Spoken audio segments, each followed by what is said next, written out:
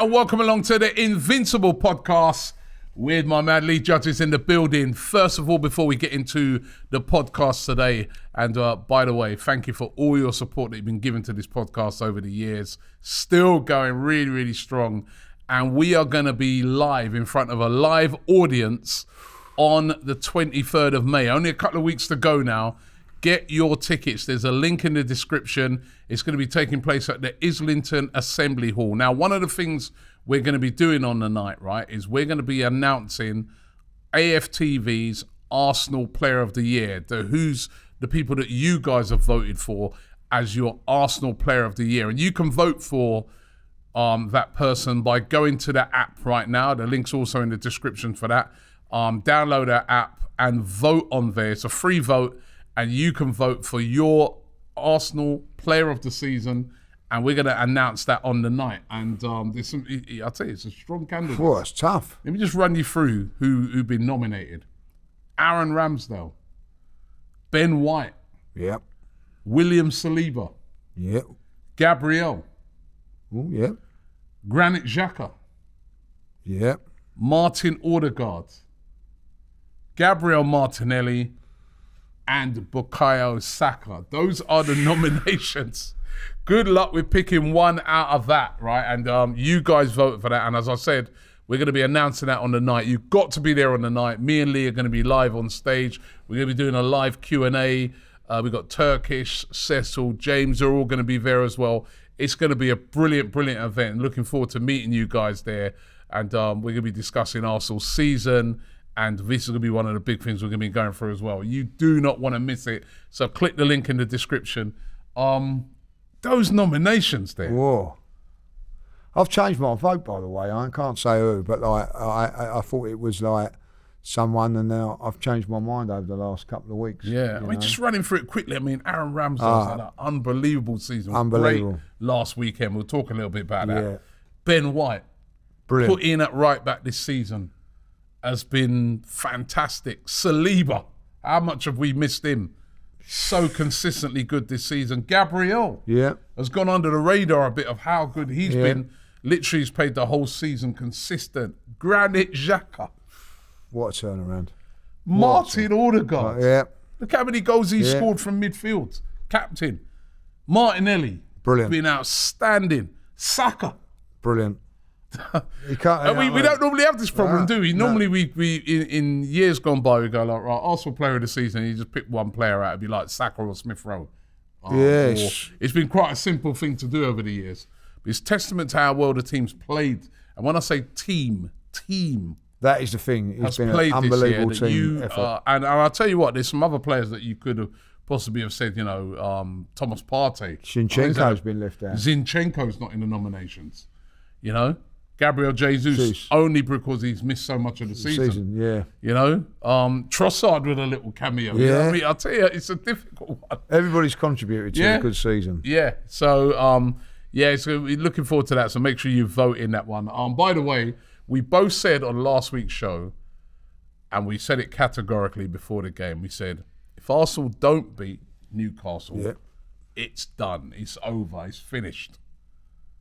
Well, Arsenal went there and did beat Newcastle. And we were both at the game, and it was a great game. And it was, I thought, a great performance. And Cecil interviewed you after the game, and you said that you felt it was Arsenal's best away performance of the season. Yeah, and Why? I'll stick by that. And why? Because we went to a hostile place, but a fantastic atmosphere. I have to say that first and foremost. They was all united as one, weren't they? Because of what's gone on and that. It was a hostile atmosphere. They're in the top three, and they was on form. Now, if you look at our other results, you look at Chelsea, Tottenham, great results, and I wouldn't swap them for the world. Tottenham away was fantastic, but they weren't in the form that Newcastle were in going into that game. Newcastle were flying. And what was a great thing, I was on the way out speaking to some Newcastle fans, and they expected to win. They thought that they were going to win that. But not being arrogant or nothing like that. No. Before the game, I met a few Newcastle fans, and they were arrogant. Right. And listen, and And rightly so. Rightly so, by the way. I mean, number one, they remember what they did to us last year. Yeah. And number two, they've been on fire, Yeah. especially at home. They've only lost, I think they've only lost to Liverpool. And that was when goalkeeper got sent off. Do you remember? Just before the cup final. Yeah. They're only home right? defeat. So they have been on fire at home, right? So they were right to be arrogant. I'm not faulting them in any way. I'm not feeling a way about that. But I did say to those Newcastle fans, I go, hey, have you seen us away from home? I go, don't just go that Man City result, yeah? I go, away from home, we are good. And we don't really lose many games away from home, and we're good. I go, because they were like, 3-1, 4-1. I go, what? I go, I don't think so, mate. I don't think so. Right? And Arsenal, they've done us proud. Yeah, they did. And one of the greatest things about that result is that a lot of Arsenal fans, and quite rightly so, weren't backing the team. Like, they felt that the draw may be the best thing, or defeat. I said, sorry to cut into you, in our preview for the game, I said a draw. Yeah. And then when I was on my way up there, we do the road trip. And after 89 minutes, you change your mind. No, I'm on my way up there, not you. I'm not you, yeah? On my way up there now, I changed my mind and I gave my prediction. I said it'd be 2-1. Because I feel that there's going to be, Arsenal going to want to, erase what happened last season. And it's an important game as well. And we know that, I think those players know if we lose that, we're out. Yeah. And plus as well, I was just like, I think Newcastle might be underestimating us a bit. But they didn't actually underestimate us. They didn't underestimate us. It was just a very good performance. I thought it was a very, very good game, and it was two teams really went at it. Both teams went at it. When we played at the Emirates, Newcastle didn't go for it. They did what they did. But this time they come out because they was at home, and that's why I always fancied us winning this game. I said, because Newcastle would come out, they would come out to play, and I have to say this. I did say Arsenal were going to win the game. I did say that. You know what I mean? I said it on Forever Arsenal. Check it out. The only one that backed the Arsenal. What was scored? 3-2. Okay. I thought it'd be which it could have been, by the way. It could have been any sort of scoreline because both teams went for it. And I did think that we'd win the game. And one of the reasons that I felt was going to win the game was because of that both teams were going to go at it. After a couple of minutes, I turned around to Julian and I went, "We're gone, aren't we? Physically, we ain't at it up. We And he actually went, "Yeah, we don't look serious. Seriously, but it didn't look like physically. I felt that we'd physically, mentally gone in that first 5 minutes. They hit the post in the first minute, giving the ball away, and hit the post and then the penalty. Then the penalty happens, and you just think it's just not happening for us. But that decision happening, which was the right decision, by the way, I think changed us. And then once we got the goal, I thought we were superb. Yeah. From that moment on, when we got the goal, the way we managed it, I honestly think we should have been probably 3 goals up at half time. Of course we should have been. Of course we should. Do you know the thing about it, Lee, right? I didn't think we were, I was sort of the start of the game, I didn't think we were physically gone or anything like that. I was just like, they've come with a storm, same as last year. And I'm looking, I'm like, we got to weather this, man. So they hit first of all, they hit the button. And then when they got that penalty, I'm thinking, I had that sinking feeling. I'm like, nah, man. I go, we've got to weather this. Yeah. That when that decision, like you said, when that decision went our way, which was the right decision, but it was almost as if as soon as Arsenal got the ball down and started playing, got a bit of possession, game completely changed. Yeah. It's like they'd hit us with a storm right at the start, and we haven't really been able to get the ball or even put a pass together. Yeah. But soon after that, where we just sort of started passing, 3-4 passes there and there, build up, all of a sudden, game changed completely. It did. And we showed our class. I felt that the game management of the game was fantastic. We didn't take no risks. We went long when we had to. We defended when we had to. But when we could get on the ball and play, we did.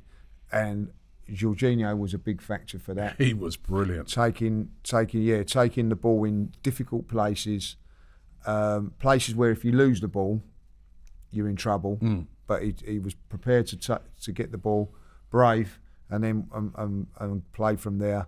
And I just felt that coming on at half time, at half time, you know what I'm like anyway. I say, we should be 2-0 up, 3-0. This should be game over now. We played that well. Especially that Odegaard chance. Yeah. Oh, I don't know what happened. I thought it had gone in. I was celebrating. I didn't know thought what it had happened. gone in and then Pope saved it. You know what I mean? And it was unbelievable. It was a good save, by the way. Yeah. But the turn that he done to make that was a great move, fantastic move. And you think, they're coming again, and my God, they did. They come again, and that, I know it's a great save from Ramsdale, but free header from 5 yards out when you're 1-0 up. Come on, we've got to start defending a little bit better than that. But wonderful, wonderful save. And I actually thought in the second half, even though we created more chances in the first, I felt we was more in control of the game. We got after them sort of incidents. We got a bit of control over the game, and then even when they were shooting, they were like long range shots towards the end and stuff like that. It was really good bit of game management. A lot of sort of the dark hearts in that game, which is Eddie Howe of all people and Newcastle fans. I came out of the crowd.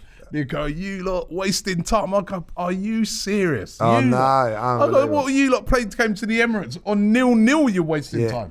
Remember that game? Wasn't that the game when they said the ball was only in play for like 45 minutes? They listen. They done what they had to do that game, and I got no problem. Yeah, but that was 0-0. They weren't 0-0. So, to me, that's even worse because they're not going for it. We're 2-0 up, and we're just saying, well, you know what? That's how it is. We're at a very hostile place, and that we're going to take the sting out of it. What teams do to us all the time. And the one thing I looked on it, I thought at least Arsenal are learning. They're learning because the game at West Ham, we didn't take the sting out of it. No. When things started to get a bit pressurised. The game at Anfield, we didn't take the sting out of it, right? But they're learning. At least I always like to see when people are learning from their mistakes. Yeah. So it's almost like they said, remember them games there? We ain't going to do the same here, right? This is another potential Anfield if we're not careful. Let's just take the sting out of it. Out of the game. And the master of that was Granit Xhaka during that game. Brilliant. He was unbelievable. He was brilliant. He was brilliant at it. And the thing was, listen, when Newcastle done it, did Aaron Ramsdale get booked for time wasting? No. Their goalkeeper did. Over there, there's a difference between time wasting and doing like what we done. There were a couple of fouls that put on the Granit Xhaka, a couple of bad fouls put on him by the way. And what he done was he went down. He went down. He stayed down, and they was giving him some. I thought we meant. The one that I liked, right, was right near the end of the game, right. So it's like Eddie's trying to run the ball into the corner, and then the ball sort of runs out. And then like one of their players sort of pushes him. To say, get out of the way so I can get the ball. So Eddie pushes him back. So it then causes a melee, you know what I mean? He did that deliberately. Of course he did. Because he's like, I know this is going to cause a little bit of melee and it will kill more time.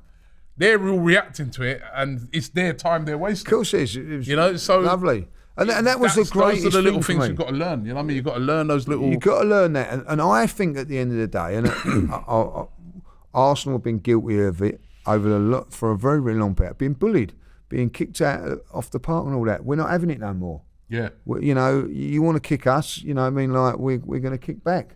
It was a very physical game. We matched the physicality. What's his name? Wilson. I come from the streets and all that. Well, good luck with Granit Xhaka then. I wouldn't want to take on Granit Xhaka. No, I love it. You know what I mean? Granit Xhaka in them type of... You know what I like about him as well now? He started to do the sort of dark art stuff he's done without getting booked. Yeah, before he's too obvious, isn't it? Yeah. Like, you know what I mean? He just reacts, boom, yellow card. He's a bit more cuter with it now. And he made a saving tackle. Oh, I hope everybody's seen that on TV. Oh my God. He's in their box when that breaks down. And I don't know how was it, 70 minutes gone or whatever. Yeah. He's made 100-yard run to get there, or 90 yards to get there and make that tackle. Those are the hidden things sometimes in a football game, right? That don't really get highlighted. It's not a goal, it's not an assist, not a pre-assist or whatever. But those sort of tackles win matches. Yeah, unbelievably do. And Willett would have probably scored from that, like if it weren't. I thought he was brilliant, by the way. I know like Jorginho got all the credit and rightly so, but I think that if he doesn't put in that performance that he does, we don't win that game. And Jorginho, by the way, was brilliant as well. And like they just worked in tandem. The three of them. It's like those two just had so much experience in that game, didn't they? I actually looked at the midfield when I thought, perhaps bring Partey back. You know, it was going to be I was strong thinking enough physicality. Yeah. And I was a bit worried about it. But my word, they handled it, didn't they? Yeah, they were absolutely brilliant. All three of them. Absolutely brilliant. And, it was a massive result. And as I said, it just made me laugh. Eddie Howe talking about the time wasting and stuff like that. But it was a great performance. Martin Odegaard, 15 goals for the season from open play. He's not scored a penalty in those 15, by the way. I mean, how good has he been this season, and how good was his goal? He scored that same goal at Tottenham. He's got that ability, 15 goals. And people said, he needs to up his ante with his goals, didn't they? And assists. And listen, I've always liked Martin Odegaard, and forget about his goals, forget about look at his work rate in that game. He leads by example. He sets the tone, and I felt that was his best away performance. We needed it from him. People have criticised. Before this, he's got 14 goals, so many assists, and you've got people turn around and go, well, you don't turn up away from home games, doing this, doing that. He's always looking for a little bit of criticism on players. He was a bit quiet against City, we know, right? But so was everybody. This guy's been turning up week in, week out all season, and he's been brilliant. I look forward. You know what, right? It's not just him, but there's certain players in the team I'm really, really looking forward to seeing them in the Champions League next season. Well, I look forward to watching them play. Yeah, I can't wait to be in the Champions League because I just think that's the stage for some of those players. Like an Odegaard needs to be on that stage. 100%. Because he's got so much class and so much quality. He's without a doubt. And do you know what? I look forward to just watching him play football. Yeah. I love the way he plays football, He's one of my favourite players now. One of my favourites. He's grown on me as the season goes on.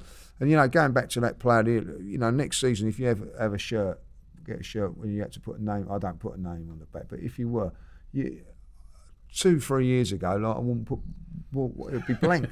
But now I'd have to swap them up because, one week it's Ben White and Odegaard, you know what I mean? I just think he's, one of the best left-footed players I've ever seen play at Arsenal was Liam Brady. And, he's got that left foot of a Liam Brady, he's outstanding. And then, don't know what Liam Brady would go back in the archives. What a player he was. But he's got a fantastic left foot, and the work rate of him is incredible. Yeah. And I'll tell you, there's another thing what I really like about him as well. He's got a fantastic temperament. There was a couple of times that Bruno left one in on him, dig him a couple of times. He never reacted to it once. He just got on, just dusted himself down, got on with it, and he upstaged Bruno. Example of what he's a leader.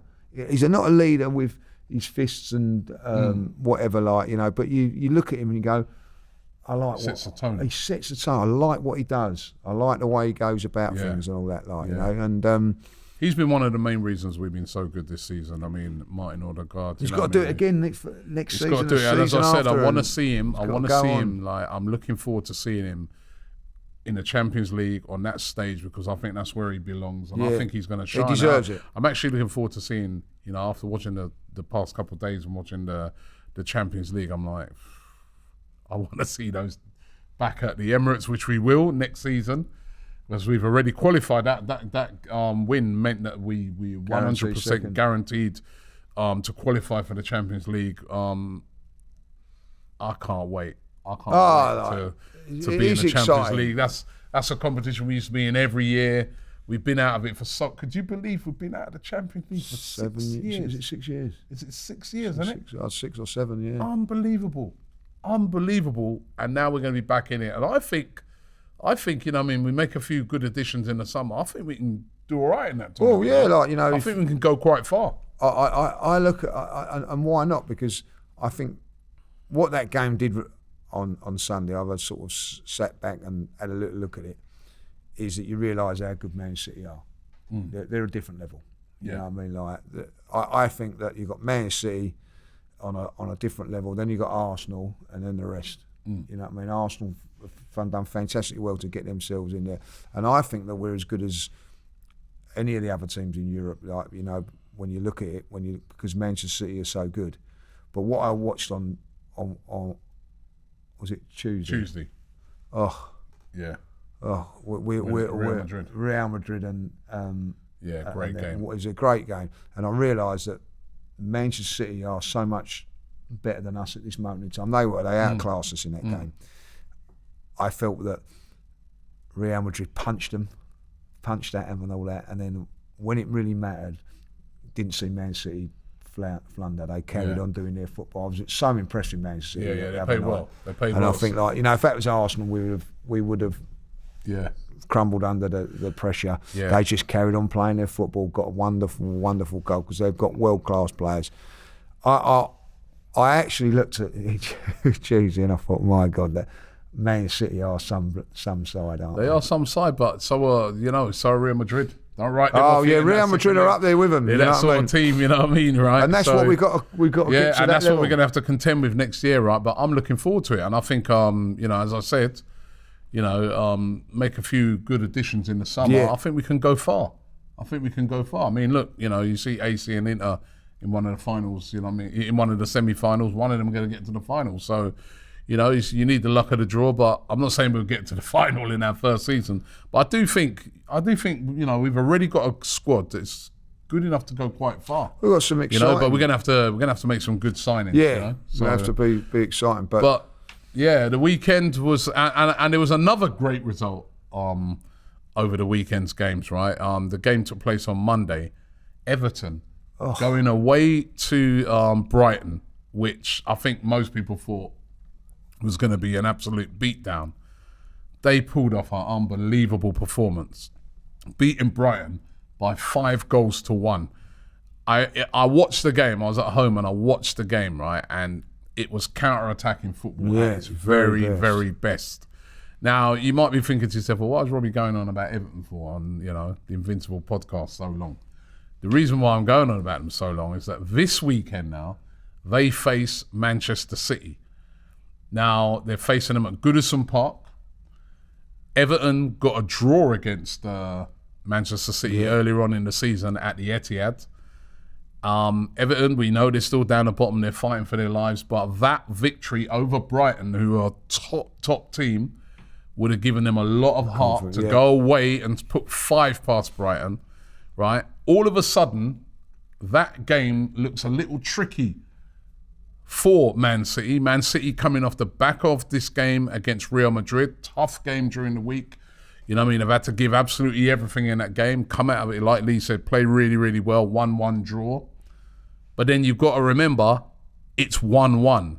They've got the second leg next week against Real Madrid. And obviously, they may even have to juggle up their team a bit. Will De Bruyne play? Will he start Haaland? He seems to always start Haaland. But I'm just saying, it's just going away to Goodison, as we found out this season, because that's one of the places that we went and lost at, when they're in the mood, is not an easy game. So could there be a chance of a slip-up by Manchester City at Goodison? Could this be one of those games that Arsenal will look at and think, oh, come on, this could be one where we could be done a favour here? This is the one. I think this is the game. If Man City go and beat Everton, that's it, it's done. I do think they've got to slip up on this one here. And the reason that was so important for us to win at Newcastle was this game. Because I guarantee you Pep would have been looking at this thinking, oh, look, come on Newcastle, get a result here, because then I can afford to rest a lot of players for the Everton game going into that semi-final. Now, when you've just come off a physical game that was mentally as that game was against Real Madrid, you don't want the next game coming in to be a physical, horrible game at the weekend, and then you've got to go again for Real Madrid. So fatigue has got to come into it at some stage. Bit of fatigue, bit of and as we said, a tough place to go to, right? The Evertonians are going to be bouncing. Well, you coming off the back of, I said, win that, and 5-1 they're win. safe. I think, and that's true because they are. I'm looking at the table. They're just above the bottom three on 32 points. It's a vital win for them because it took them just out of the bottom three. Now, Forest just ahead of them on 33. Then you see West Ham up there, 37 points. They're safe, really. Yeah, I think 37 is Southampton are gone. And then it's one of Leeds, Leicester, Everton, or Nottingham Forest who's going to go. Now, if Everton were to win and get 35 points with 2 games left, they're virtually there. When you look at the games the other teams have got around them, that could make them safe. Yep. They're going to go all out, 100% on the weekend to try and get some result, right? That won't be an easy game for City. We're not saying City are going to lose because we know City are class. We know City turn up. Even if it's a draw, Robbie. But we saw a little stutter the other day, even when they was playing Fulham the other day. And look at what happened to Leeds at the end there. Yeah. So, sandwich in between the Real Madrid game. Yeah. And this is where we're praying. And we're hoping. Come on, Everton, man. Do us a favour, man. Do us a favour. It is all on this game. It's this weekend, is it there? I think there's still hope that, because if, this is how I see it, if Everton get something, let's say they get a draw, even better a win, but if they got a draw, they top points of them, they've got the Real Madrid game. Whatever happens in that game, then after that they've got Chelsea at the weekend. Then they've got Brighton in between that, you know what I mean? And then they've got to go Brentford. There's a couple, when you're tired, and whatever happens on if they can, something happens on Saturday, whatever that Wednesday game, whatever, it's going to be an emotional, draining game, and then they've got to go again. Yeah. There might be a slip, but who they have after that? They have Chelsea after that, don't they? I think they've got Chelsea after that. Yeah. Then they've got Brighton away. Yeah, that's right. They've got Everton weekends, 2:00 kickoff on Sunday, just before our game, by the way.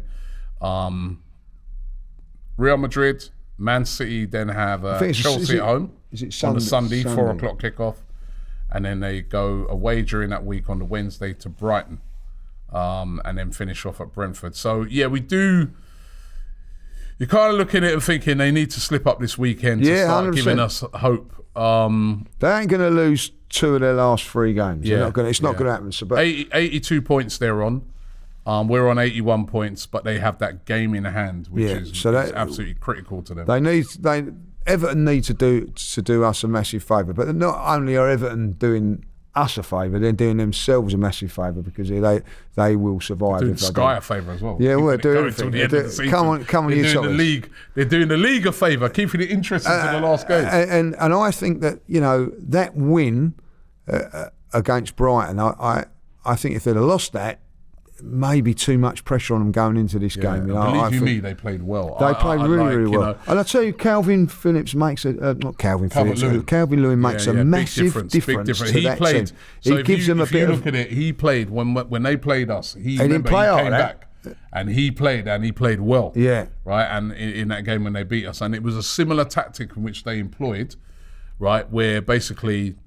Really, really tight behind the ball, and then they just get him up there. He holds it up to him. He holds it, and then loads of them get up there alongside him. They tried that in the first half when they played us at the Emirates, and they started that game well as well. Remember that first half? They didn't have Calvert-Lewin, but they didn't have Calvert-Lewin, and then once we got the goal, it was kind of, you know what I mean. So this is going to be a really, really interesting game this weekend. As I said, 2:00 just before our game. Yeah, so it'd be an interesting one. And for me, this is the weekend. This is the weekend. If they beat Everton, congratulations. They've been fantastic. We've given it a great shot. Well, there's still chances for them to slip up. No, they're not going to slip up like that. They're not going to slip up. They're not going to drop. Chelsea. It depends what happens on that Wednesday. If they was to go out on that extra time and penalties and get knocked out, they might be a little bit doom and gloom. You know, that's what we've got to hope for, really. So, like, because the club's built on winning the Champions League. Chelsea are one of them teams they've nicked draws before. Well, they messed Liverpool's title up a few years ago when it was unexpected. You remember when Steven Gerrard slipped? You know, they weren't expected to win that game and go up there, and they did. Messed up Tottenham that time. Yeah. So come on, Chelsea, like, you know what I mean? I can't believe I just said that. I've got more faith than in Everton than I do Chelsea, and I don't mean that because disrespect to Chelsea and all that. I just think that Everton have got more to play for. A win for Everton, I think, makes them survive. A point is good for them as well. Do you know what I mean? Going into those last couple of games, because Leicester have got Liverpool.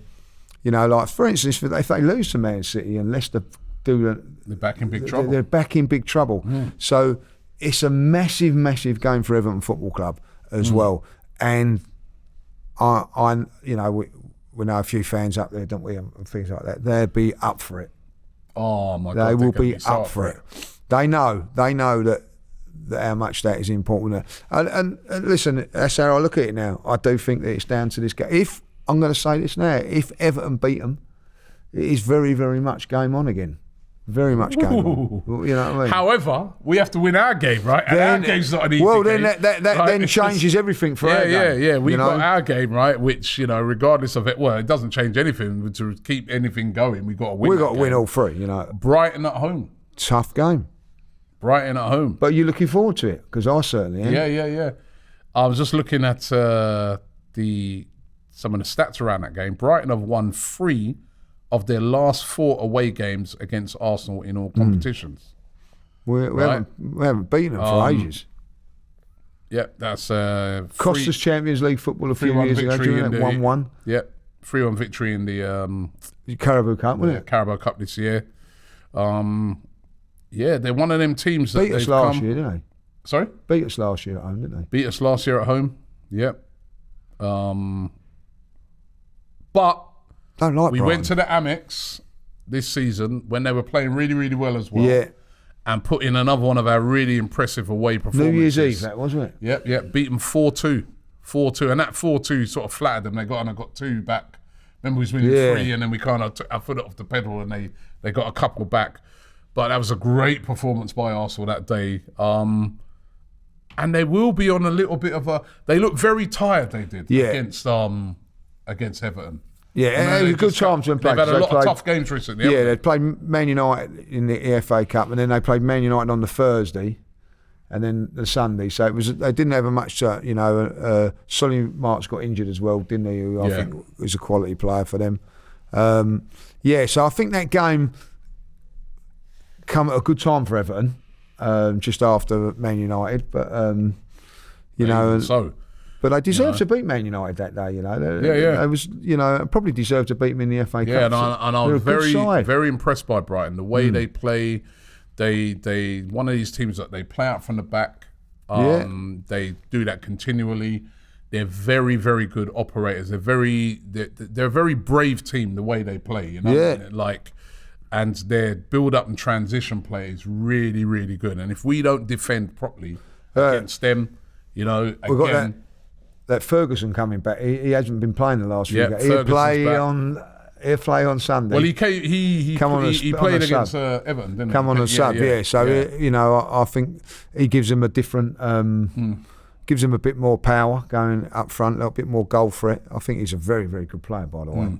He's only 18, isn't he? Crazy, isn't it? Crazy. 18 looks like about 28. But so he's going to be. Listen, that's going to be a tough game, But if that does happen, that madness happens at Everton or anything like that, oh my God, if we can win that game, that puts so much pressure on Man City. Yeah, it does. Yeah. What you think about the scenario of it is, Robbie, that, if Real Madrid could get the result against them, knock them out, and they'd lost to Everton, they could, all of a sudden, we could end up winning nothing here, the pressure on. That result on at Newcastle has give us an opportunity to put pressure on them. Like, I think as well, when and we spoke about this on last week's show, why it was so important to get that win, because you need that confidence to know that you can then go from now to the end of the season and win all the games. I think if you go away to Newcastle and you win, that shows you that you can beat Brighton, you can beat Forest, you can beat Wolves. You know what I mean? It gave every Arsenal fan, that win last week gave every Arsenal fan a lift, because I think everybody thought that was a game when we were going to slip up. Everybody thought that was a game when we were going to lose, right? And so going there and winning that and keeping a clean sheet lifted all Arsenal fans again, and gave renewed hope that, you know, if there is any little slip up by Manchester City, this team would be capable of pouncing. Because I don't think you can look at, there was somebody who said to me, oh yeah, Robbie, but the pressure was off. And I said, yeah, stop. No. That is not a game when the pressure's off, when you know that if you go to Newcastle, where you got battered last year, right, got humiliated last year and lost the chance to get the Champions League, you go, repeat that again this season, then it would be gone. Then it's kind of a humiliating defeat. That's when everyone says, oh, you just crumbled away. But they didn't. They went there in a very hostile place to play and put in a great performance that, you know, even neutrals, you know, even like some of my United mates were admiring that performance and saying, hey, I have to say, you know, give it up to Arsenal, man. They showed a lot of heart there. If the slip up came, they could be in a position to pounce. Listen, you know, there was pressure to win that game. I don't care what anybody says, you know. And listen, what would it have been like if we'd have lost that game, right? And then come this weekend, Everton beat Man City 2-0 or something like that. And you'd be, well, if only we'd have turned up and produced the performance at Newcastle. But we've done that. Pep would have been praying that Newcastle won that game, you know what I mean? Because he knew that this game, I'm sure he won't say it, but he don't want this game on Sunday. He doesn't want to be going to Everton away. Nobody, you know, it's one of them games you don't want in between. No, between the Champions League, you know what I mean? This is the one game that I've always said was, you know, listen, if Everton survive, they've had a little bit of lady luck because they've played Brighton, who are a very, very difficult team, just after Man United, and they've got Manchester City in between Real Madrid. You know what I mean? Like, if you're going to play Man City any time, this is when you want to play them. Like, you know what I mean? And you know, get in there and give them a good kicking. You know what I mean? Like, you know, bully them. Like, you know what I mean? That's what they don't. The physical game that they're going to get against Everton is the last thing they want going into that game against Real Madrid. Yeah. You know, and then I'm hoping that Real Madrid beat them. I really am. You know, because that will then give them a bit of a damper going into those last couple of games. That's how I see it. You know what I mean? If we need something to go away. You need something to go away. They've just been imperious the way they've just been winning. You know, so and listen, they're I watched them the other night. They're a good side. You know what I mean? We're going to need a little bit of luck. We might have to, you know, see Haaland get injured or something like that. Now we don't want players to get injured, but at the end of it, you know, you're up against such a difficult team. We need a little bit of luck going our way. Someone getting sent off in the first minute, you know what I mean, like, i.e. a Manchester City player, like, you know what I mean, and then, like, you know, 10 men and they've got to run around, you know what I mean, like, fatigue. So when it comes to those last couple of games, Real Madrid about 3-0. Well, listen, I'm going to be really honest. They're capable of doing that. Yeah, they're capable of winning that game. At the moment, I think they're favourites now to beat Real Madrid, but don't write off Real Madrid. But you know, listen, anything can happen, like, you know. But what Everton got to do is go in there, you know, kick a few of them. Like, do they fancy it? Like, you know what I mean? Oh, I don't want to get injured. Got the semi-final on Wednesday, something like that. You know, that's how it is. Going back to our game, you know, obviously Brighton got some quality players.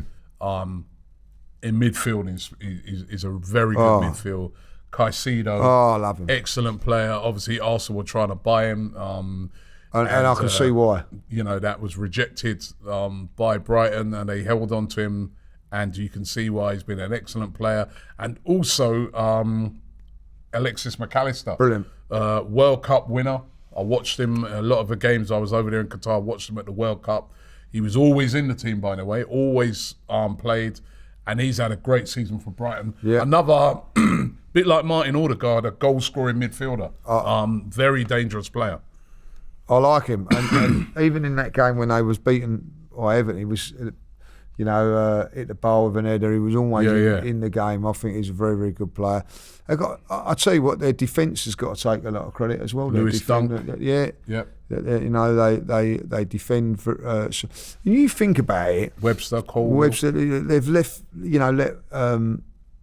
Cucurella go for a lot of money this season. You know what I mean? Basuma, Basuma went at the beginning of the season.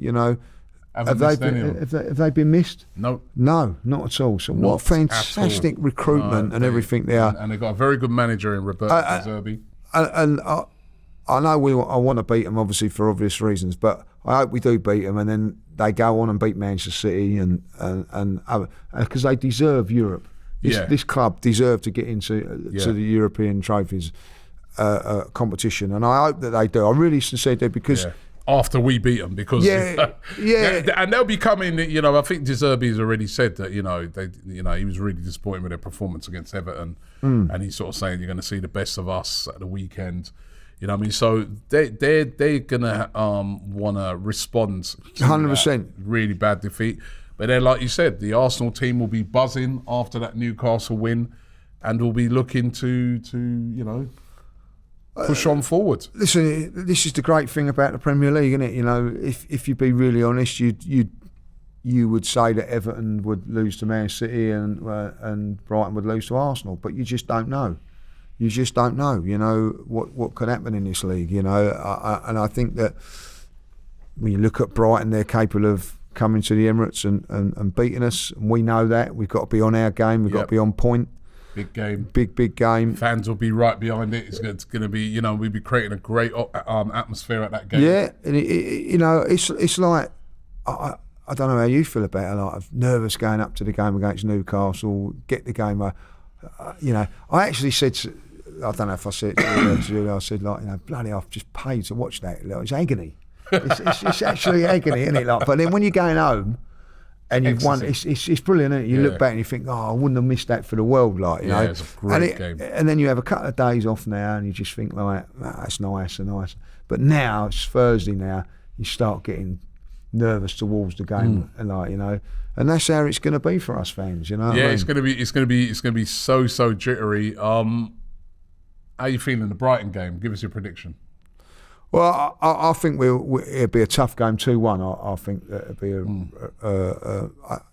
I've had to go on the Forever Arsenal a bit higher because I'm trying to win the shirt, but I think it's going to be tough. I think they're a very, very good team. I do. I think they're very, very. I like their midfield. Their midfield, by the way, is as good as anything in the league. I love because Caicedo. What a good player he is. What's a good player? I fancy us on Sunday. I'm going to go 3-1. 3-1. I think we've got goals in us. I think the team's going to be chomping at the bit. There's going to be a lot depending on the performance of what happens in the previous game.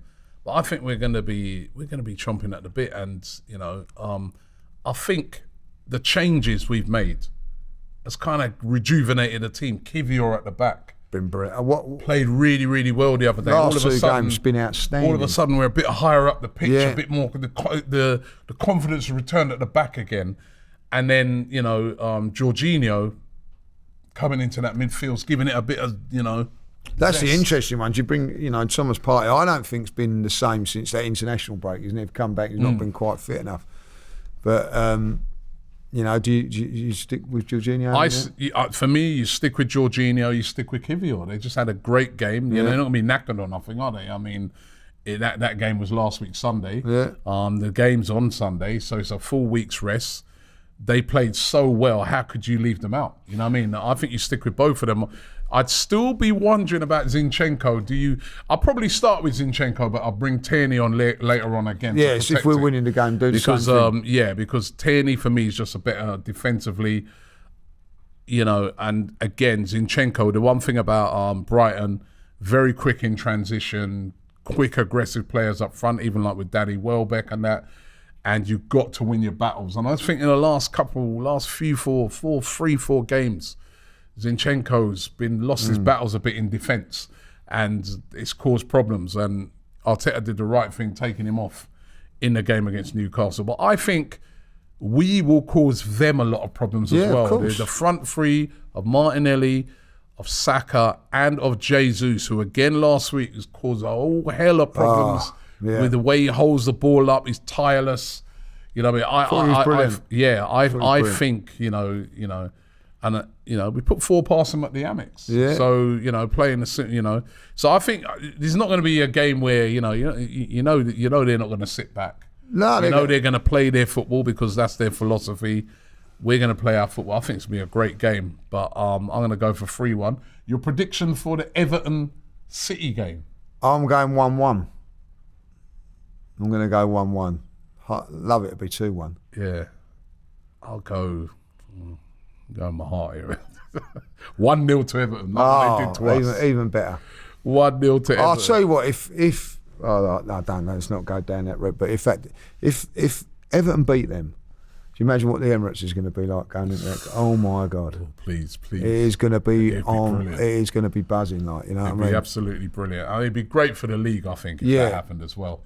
Well, then if we could win our if we could win our last 2. Yeah. The next 2, whatever happens, it goes to the last day. That's what we want. We'd love to see that. Like we'd love that. So come on, Everton. Come on, Everton. Come on, the Toffees. Right. Listen. Don't forget, as I said right at the start of the show, right, on the 23rd of May. That's only a couple of weeks now, right? We've got the live version. We're going to be live on stage with an live audience, with the Invincible podcast. If you want to be in the audience, click the link in the description and get your tickets now. We're going to be meeting everyone in the audience. There's going to be a big Q&A. We're also going to be on the night doing our player of the season. We'll be announcing. You can vote now by going to the app AFTV Plus. Download it right now if you haven't already got it and vote. The nominations are Aaron Ramsdale, Ben White, William Saliba, Gabriel, Xhaka, Martin Odegaard, Gabriel Martinelli, and Bukayo Saka. Those are the nominations, right? Tough one, but put your votes in. And on the night, we will be announcing the winner of that, that vote, which will be our player of the season. That show, when we're doing it, actually, there'll be 1 game left after that. So that game sort of comes just after, that show will come just after the Forest game. And then hopefully we'll be taking it down to the last day. You know what I mean? Or maybe not. City completely fall apart and they don't need to go to the last day. Well, I don't think so somehow. But we hopefully could take it down to the last day. But it's going to be great to meet all you guys. The tickets have been selling fast. There's still some available. Click the link in your description and you can get your ticket now. Come and meet us on the night. Yeah. Meet Lee, meet me, meet all the rest of the team that are going to be there on the night. And as I said, we're going to be having part of it. We're going to be doing a Q&A. So you're going to get a chance to ask us questions, ask anything about how the season's gone, and also, we're going to be looking ahead to next season as well, the Champions League, the summer transfers. Who do we need?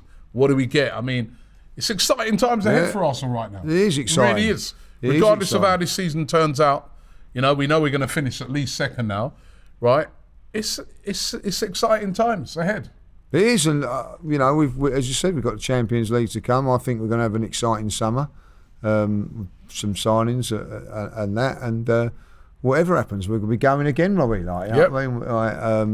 With this team, it's going to be a little bit more experienced, a little bit more aged as well, and these players, don't forget, are not at their prime yet. Yeah. A big up to Martinelli, by the way.